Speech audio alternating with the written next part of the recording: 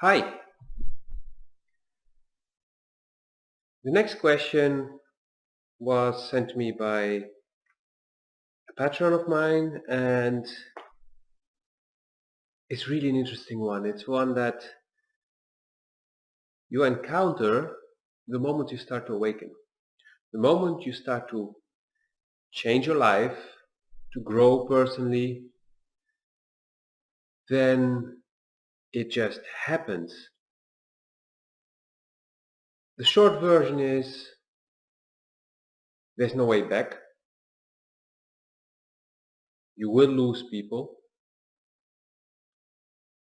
but on the other hand, it will create space for new people to come into your life. People who match you better, who match better the new you. And now I'll give you the longer version, which will help you actually understand what's happening and how to deal with it. So, once upon a time,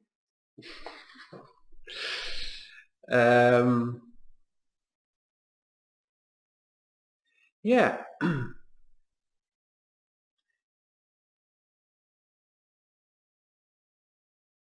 once I moved out of my parents' home, when I was close to being 21, I started to meet a lot of new people. And I started to build this huge network. And eventually, I had an enormous network of people. And it was costing me a lot of time and energy, but I had plenty of energy. I mean, when you're 21, you're like, I mean, I was skipping one night every week, standard. Sometimes two. Partying a lot, or just being busy with my hobbies, music, aviation. And so I was investing a lot of energy in it. And then towards my 30s, or around, my early 30s, I was at a moment like, And I started cleaning that address book of mine.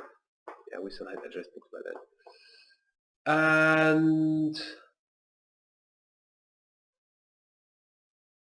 towards my 40s, I started cleaning more and more and more.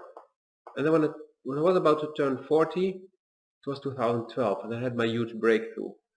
And then things really changed. So I already had met a lot of new type of people who are more into working with energy, meditation, yoga, healing, Reiki, all kinds of stuff. But then 2012, I really changed big time in days, actually in hours. But the effect became visible in days, like for the outside world. And this led to a lot of people just doing this, like moving away. And I was fine with that. But at the same time, there were these people that I used to hang around a lot. And these people were not positive regarding my change. They tried to dismiss the things I was saying, that I was believing in, that I was experiencing actually. Things I was experiencing myself, experiencing things. And they were like, that's bullshit. It doesn't exist. And that was hurtful. It also drained my energy. And so I was like, okay, these people, I'm going to put them a little bit on a distance. And let's see how they react to that. If they're going to change their behavior or not. And they didn't. So I had to let them go.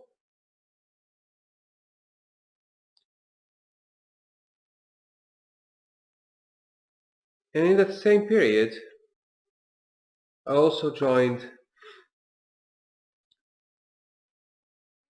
a company. It was my last full-time job. No, actually part-time job already. And I decided I would not be hiding anymore who I am, what I do, what I believe in, what I'm capable of.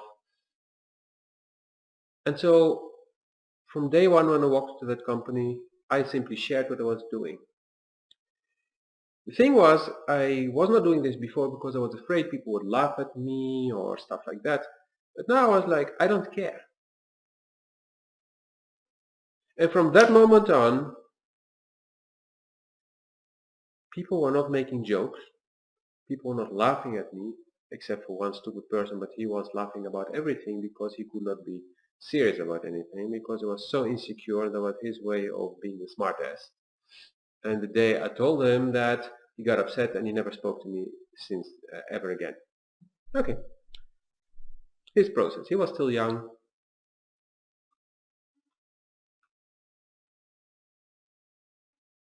And doing this set me free. Funny thing is that I managed to build new relationships with new people who were not into spirituality, who were not into energy work, who were not into coaching.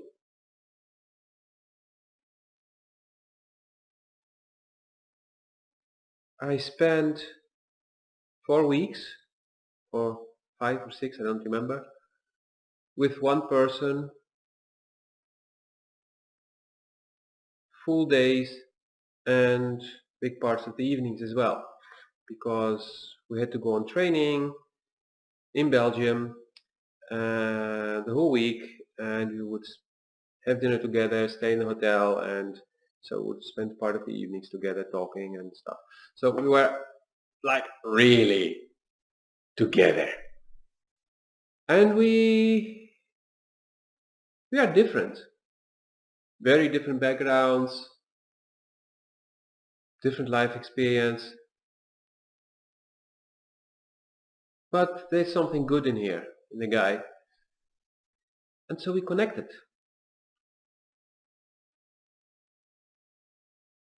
And he's open to new things, a little bit. He's not dismissing things, he's just like, okay, this I understand, or this I experienced. Another thing like, oh, okay. More like, if you say so, it's possible. And that's actually one of the first people who's not spiritual with whom I connected easily and well, and we are still in touch. I left that company, I left the country back end of 2014, early 2015, and yeah, we're still in contact. So it's possible. I'm also still in contact with some other people who are not into spirituality, but who also are not dismissing things. They simply respect that I have a different view on the world. So what's crucial is mutual respect. And this you should demand. But first of all, from yourself. You should respect yourself. If you're like, yeah, of course people will piss on your head.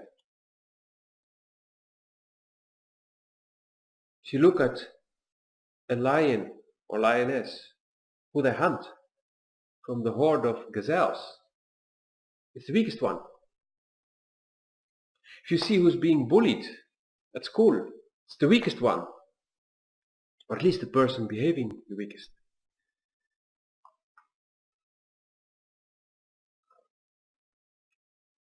And I literally experienced this at school as well. I was being bullied because I never learned to defend myself, and then one day I was really done with it and I attacked the biggest bully. He was really big. And I kicked him hard, and of course he kicked back, so he kicked my ass, and then others jumped in and pulled us apart. But it stopped. The bullying stopped. Nobody bullied me ever again. Because I was not the weakest anymore. Because I stood up for myself. And if you're in a relationship, for example, let's say a love relationship, because the question was also related to love relationships, but also to friendships. So in a love relationship, you need to have respect, mutual respect. We are all different in so many ways.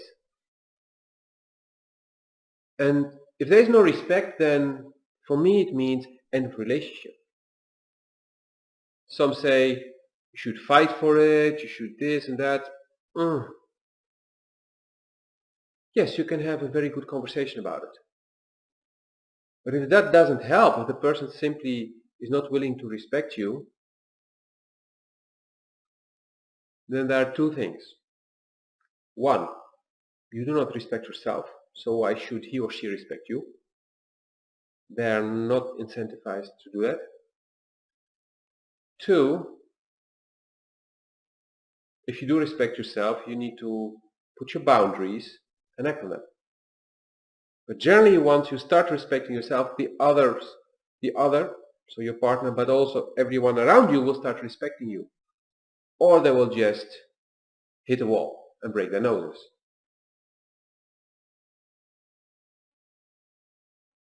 And this is what I've also seen around me. Doesn't matter what the ranking is of the person in the company, if he disrespects me while I'm respecting myself and treating everyone properly, he will hit a wall. Doesn't matter how high he is in the company, he will hit a wall. And I may still decide to leave, or he may still decide to fire me, but I'm not losing. I actually got fired once because I was not bending over for a criminal, for an abuser, for somebody who was really doing bad things. And yes, he wanted to fire me. So he had to pay me big time to leave, a big settlement. 3 months later, he got fired for all the reasons that I was attacking him on. So I wanted to leave the company anyway, didn't know what to do. He came with a big settlement because it was his only way to fire me. So it was a big win for me. I wanted to leave, I got the money, it was safe to leave, and then I could start looking for what else, what's next. And he got anyway what he deserved. So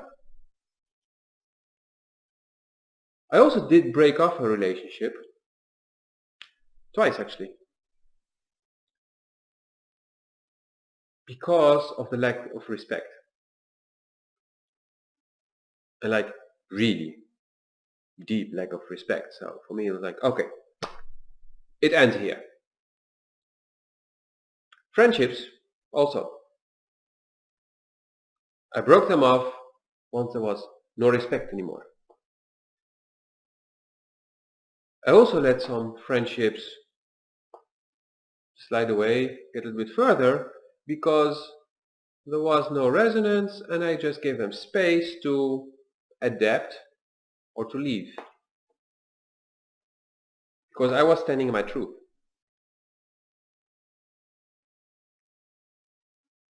Yes, it can be lonely. But not for long and not really. Because when you're alone, you can do what you want. instead of being around people who make you feel shitty. But it only can feel good when you're happy with yourself. So you need to respect yourself, you need to appreciate yourself, you need to love yourself. And for that, you need to connect with yourself.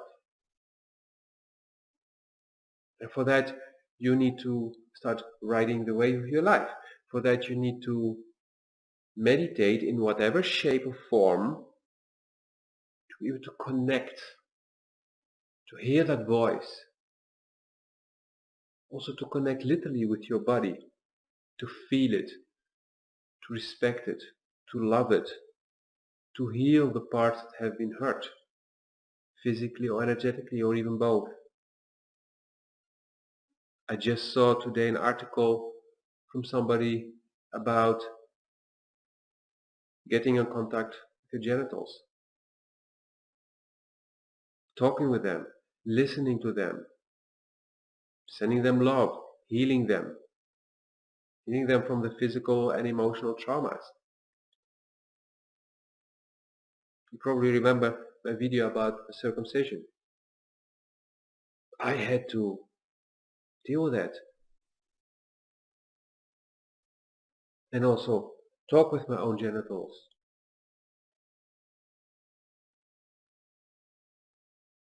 And as I have been a sex addict, I did many things, so there was definitely some energetic cleaning to be done.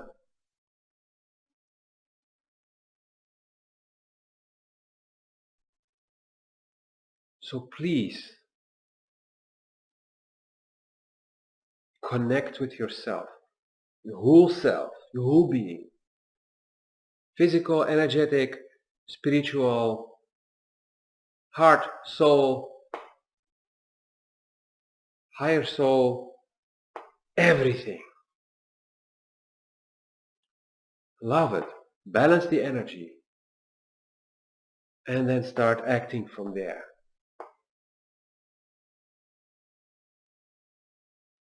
You will see that those who cannot deal with that will just, and others will come like, hey! They'll be like, that's a nice person. And isn't that what we want? I used to have like 300 people I was staying in contact with. Now I have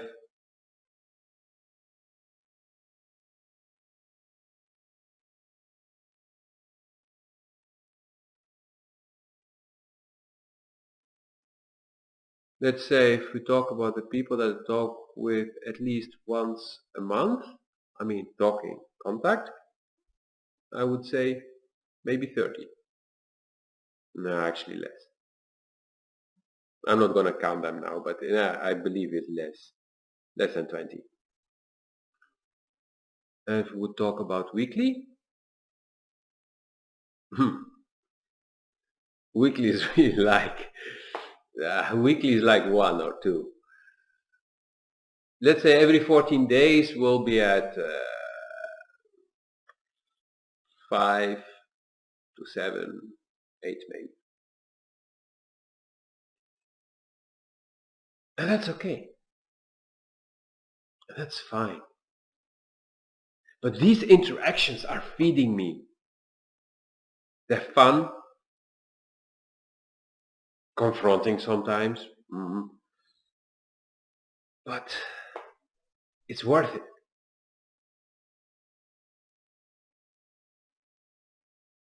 And they give me so much more than the 300 that I used to have. Or even the 50 or 100 that I used to have between 2008 and then it was already less.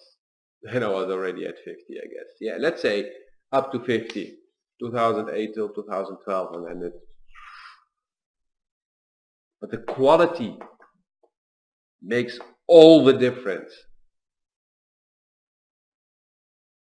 I had recently a talk with somebody, video call, And afterwards I was like, wow, I really feel good. I felt good in a way that I was like, this doesn't happen so often. I was like, what is it? I needed a reference point. And then suddenly the reference point was a wonderful lovemaking. And it's not the sexual contact that we had, but it was the feeling like after a wonderful lovemaking.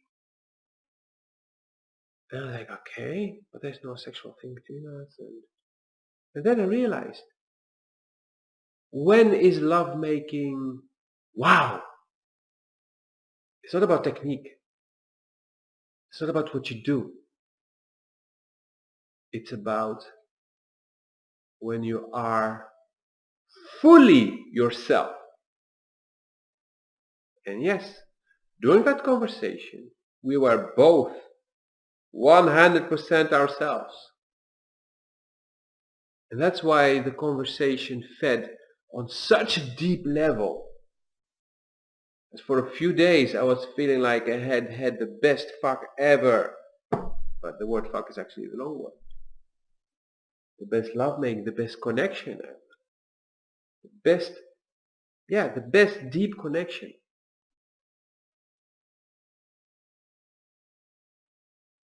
And this is how much real people, real connections can feed you.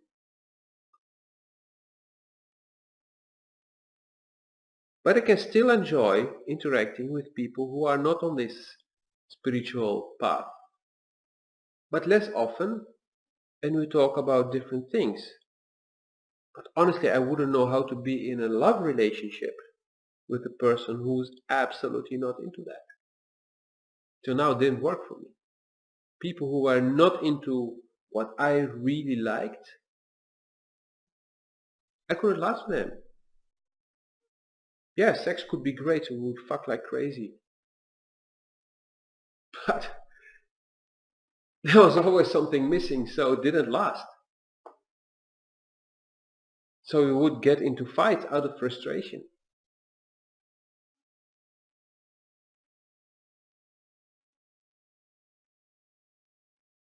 But what I would recommend you is to start with first connection with yourself, and then be open about it.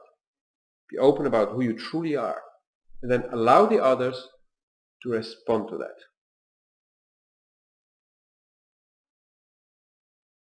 Give them some time, and if it doesn't work, you let go. And if they adapt, and you feel like, yeah, this is workable, it's fine, but it should not cost you energy.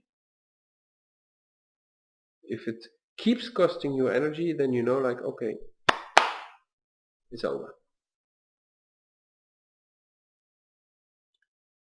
So I hope this video, the different aspects that I touched, helps you in any way. Feel free to share your experience, to put your questions either in the comments or in a direct message, and be yourself.